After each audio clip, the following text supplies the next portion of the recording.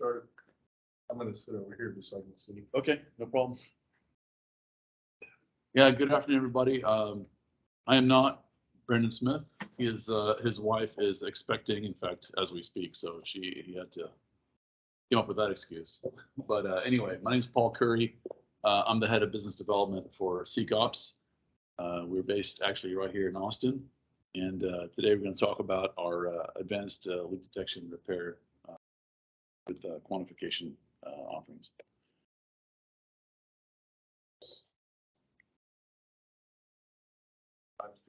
A little encouragement. Okay. Let's see here.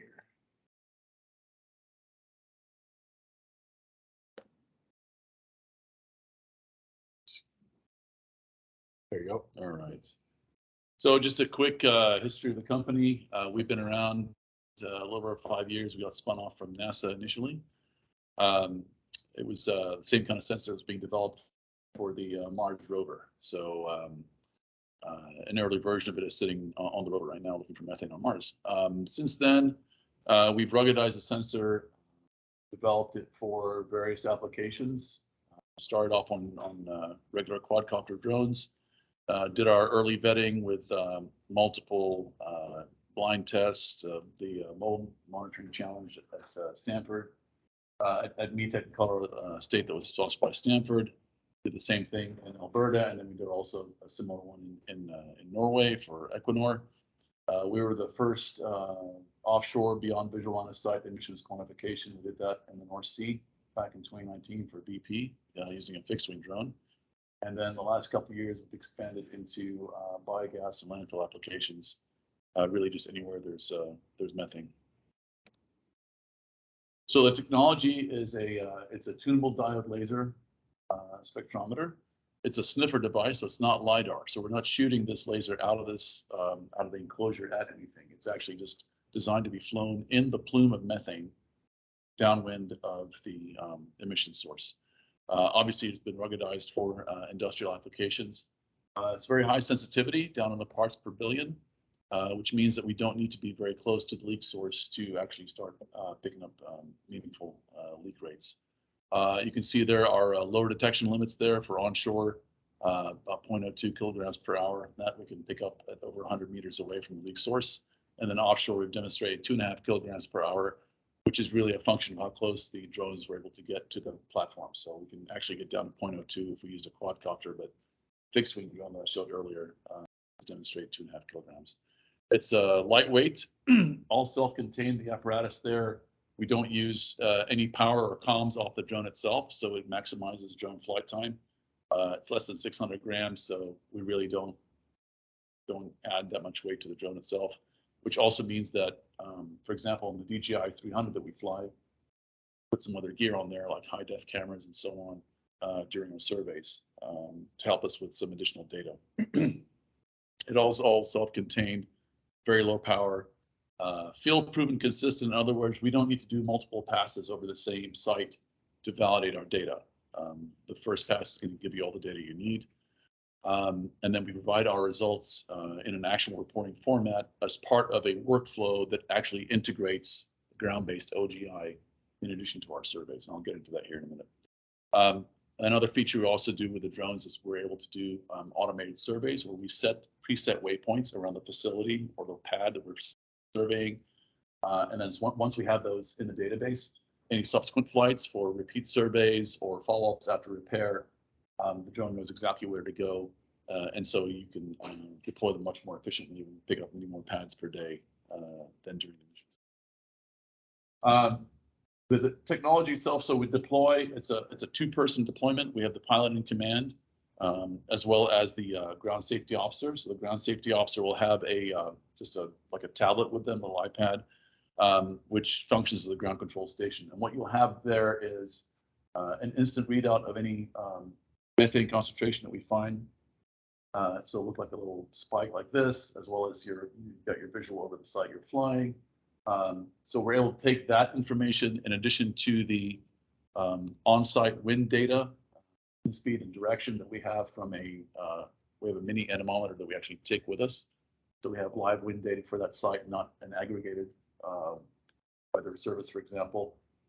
take all that back, we upload it to the cloud, and then our analysts back here in Austin do the analysis, do the data reporting, and are able to translate all of that into an actual leak rate. So on site, you'll get a live concentration, and then within 24 hours, you'll have a quick look report. Then on the big report, the final report, you'll have a leak rate detect out as well.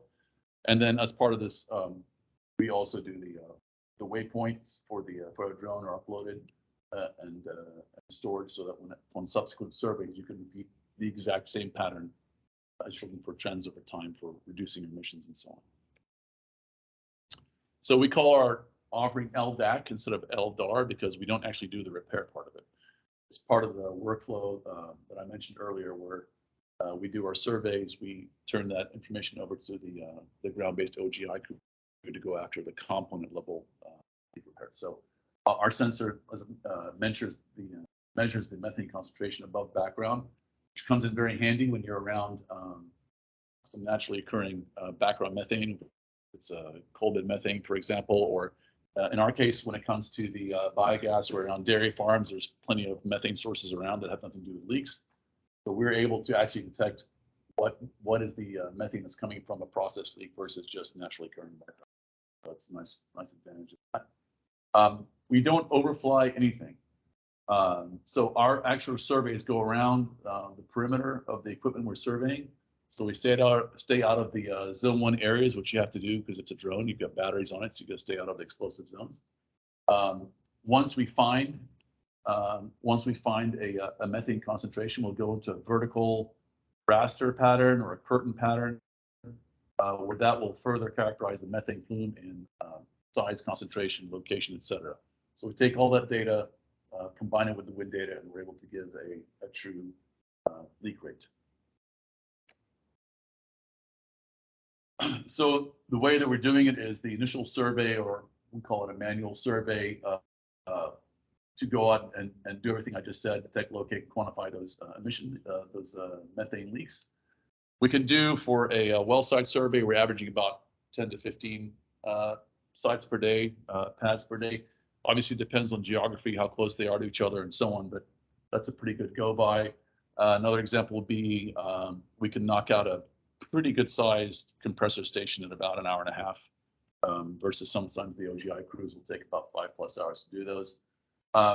We typically will turn over the data immediately to the OGI crews to pinpoint the leak and repair. And what I mean by this is, if you have a 3-tank battery, we can tell you which tank is leaking.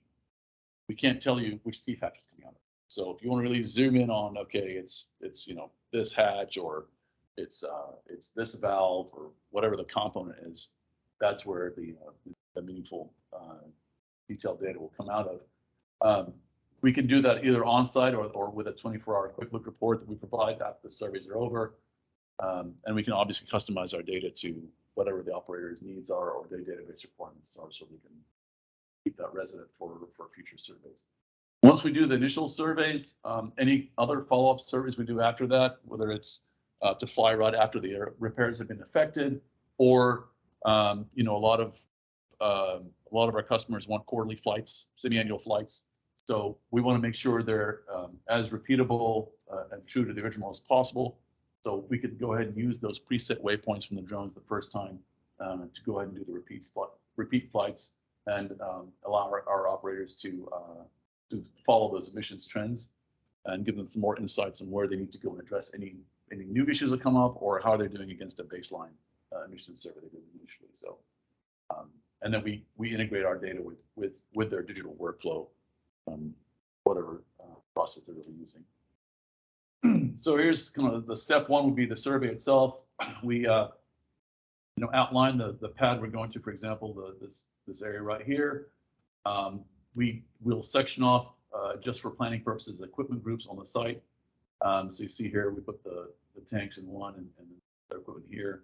And then on the report itself, we will show, like, for example, I don't know if you can see these. This is the methane concentrations you see here that were detected. And so we'll put on the report itself, okay, this equipment group had this much of a 22 scals per hour leak rate, and then present that to the to the customer in the survey. This is an example of, let's see if I can get it to work. Here's a nice little video of one of our surveys in the Permian.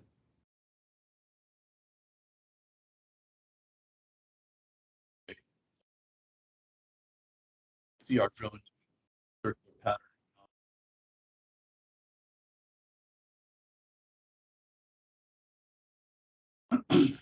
So it stays with a lot of the areas. Again, we don't have to be close in at all. This is pilot's eye view.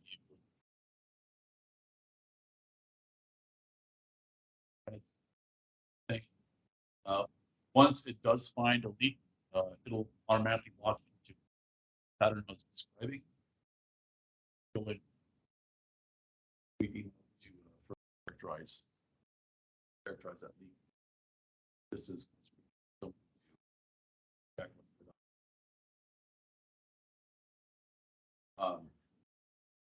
we saw just before that was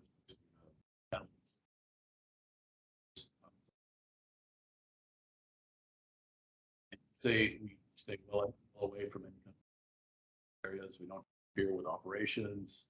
It's very much, set it and forget it kind of thing.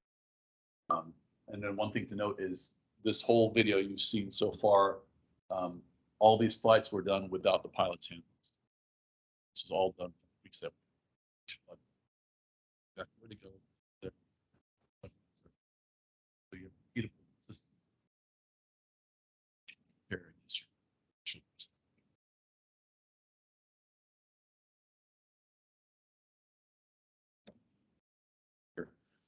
So after that, so we'll take the data that we found, where we identified the equipment groups, wellhead separators and so on, and where there are leaks, we communicate that to the OGI crew, whether that's the customers or service company they're using, and then they will take their cameras and further isolate the leak down to a component source.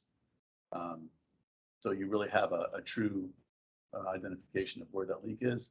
It will affect repairs to that, and then once those repairs are done, they'll come back and fly a survey to confirm that are effective. We use a company called Highwood Emissions. It's a great consulting outfit out of Calgary that does. They have a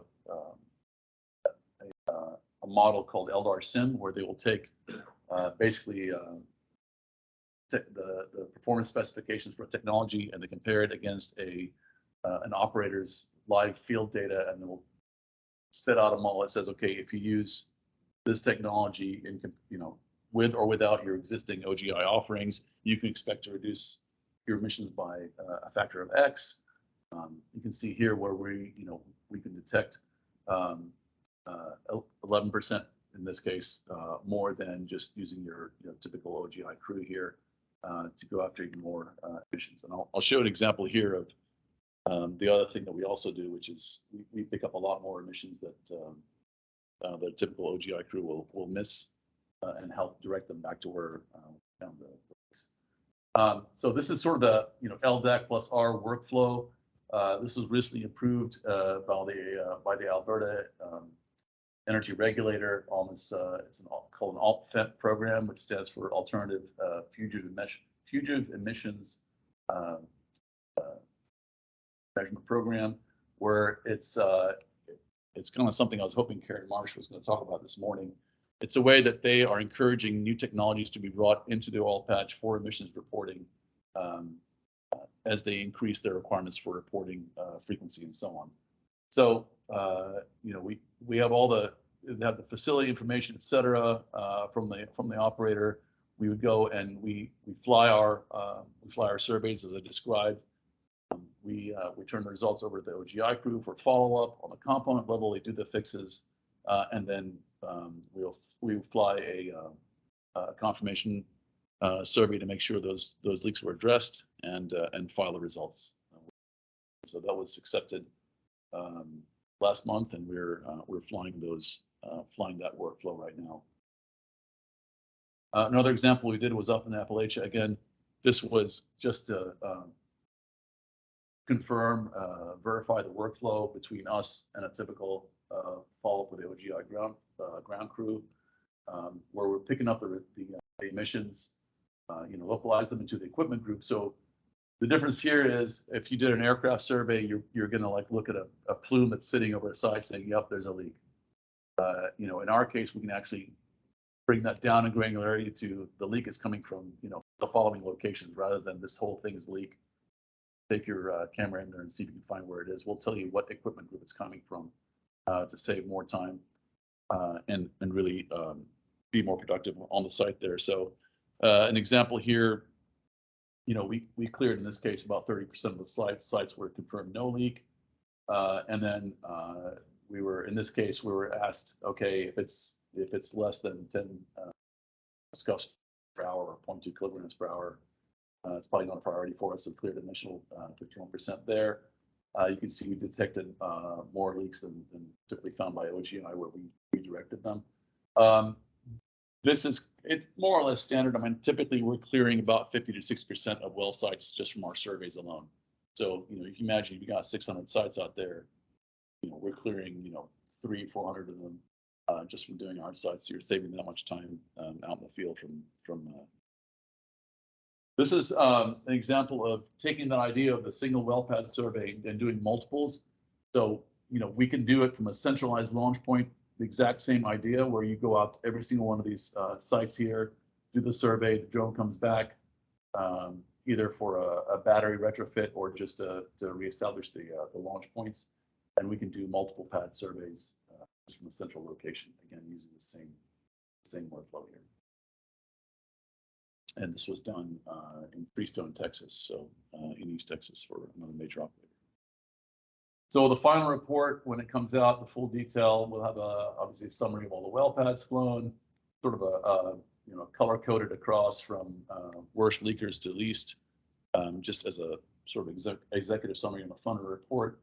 And then we'll dive deep into each of the sites where you have obviously site information, emission figures, separated out by major equipment groups. Be able to see some of the concentration pattern there to see where we were picking up the methane. We'll have the windrows included, so you can see the prevailing winds around the area, and then any other kind of field notes. Well, we'll say, okay, of these tank batteries, we found it was like this one leaking, whatever the case may be. So you've got all the information of what we found live on there. And then this is the one level up here. So this is taking all the sites together, and we'll rank order them from worst to least. So you can see which ones need to be addressed first when you're trying to prioritize your maintenance and repair.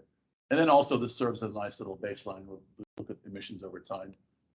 Most of our operators would like us to fly quarterly to kind of take care of any kind of diurnal effects. Sometimes you'll have leaks in the summer you won't have in the winter, and vice versa. Equipment expansion, contraction, etc. So that gives you a much better look at what your operations are doing. This is kind of a sneak peek behind the curtain. So our nerds back at home, this is kind of what they're using internally to analyze and assess the data that's uploaded from the field. So we have some advanced GIS going on here with the visualizations. We can use our cloud database analytics to do this. And then we make sure we characterize what's actually happened during the flights, cross-check it against what the wind was doing, and then make sure that we can actually tie that back to one piece of equipment, for example. We have been approved and deployed, as I mentioned, in Alberta, as well as we are participating in the Cheniere QMRV program, which is Cheniere is trying to do a certification for their own entire natural gas supply chain, where it's sort of a certified gas type program they're doing internally, where they are having us fly all the way from the production pads through the compressor stations and down to their LNG facilities. So it's a two-phase deal where phase one was last year. We flew the initial pads in Marcellus, Haynesville, and Permian. The operators of those pads were given 6 to 8 months to fix the leaks, and now we're in the middle of the phase two, which is to go back and verify that those leaks were fixed. and moving on to the to midstream. So we're doing some compressor station flights as well. And then also MIQ, another certification authority you may have heard of. They're fully aware and understand our technology, and you know, they're approving it as a method for reporting emissions as part of their certification process for certified natural gas. So I went through that a little bit quick, but I wanted to make sure I have plenty of time for questions, and I apologize if Brendan couldn't make it here. Excellent talk. Before we take questions, I'm sure there'll be a lot because I have a dozen. Make sure everybody